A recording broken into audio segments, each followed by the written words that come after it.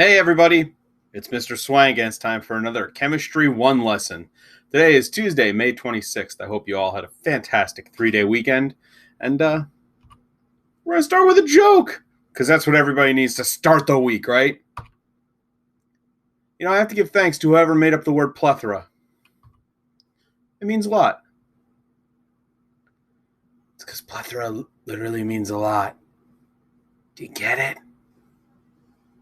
All right, moving on. Our objective today is to review the different types of mole conversions. So, again, we've been doing moles now. This is the third week in a row because it's a big concept. We're not really going to move forward today. Kind of want to start the week with reviewing everything and reviewing the concepts we learned last week. So let's just kind of review stuff, talk about this before you go and work on the assignment that's posted. So mole conversion factors. We know there are three things that a mole is equal to.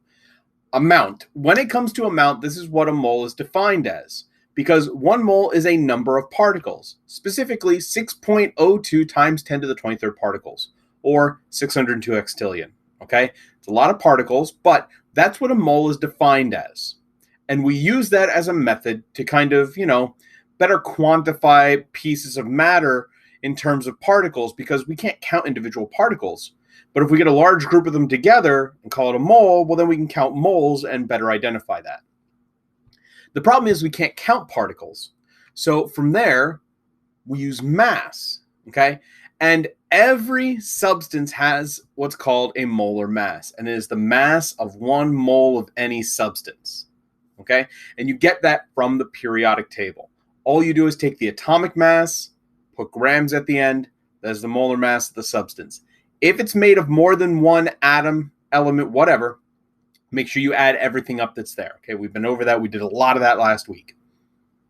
And lastly, what if you can't get the mass? What if it's something that you can't put on a balance? Well, typically then it's going to be a gas which has volume, which you can measure.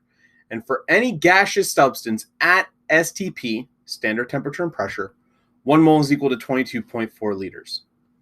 So the idea of a mole is that it is this many particles, and we use it as an easier way to quantify an amount of matter. The mass and volume come into play because they make it easy for us to measure out moles. Okay? You go into Chem 2 or AP Chem, it's going to become clearer as to what you really use these for.